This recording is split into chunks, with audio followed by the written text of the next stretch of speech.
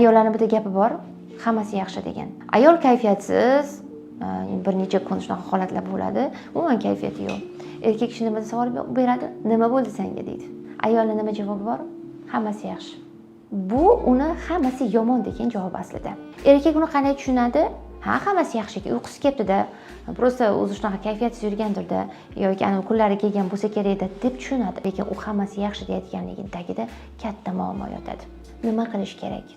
Mana shu payti to'g'ri erkak kishini ishi ko'p bo'lishi mumkin, vaqt bo'lmasligi mumkin. Maksimal holatda ayoliga vaqt ajratish kerak. O'sha hammasi yaxshi degan so'zini tagida hammasi yaxshi emas degan holatni topishga harakat qilish kerak erkak. Qanaqa topiladi? Ko'proq yonida vaqt o'tkazib, ertaroq ishdan kelishi, ko'proq birga bo'lishi yoki sayr qilishi.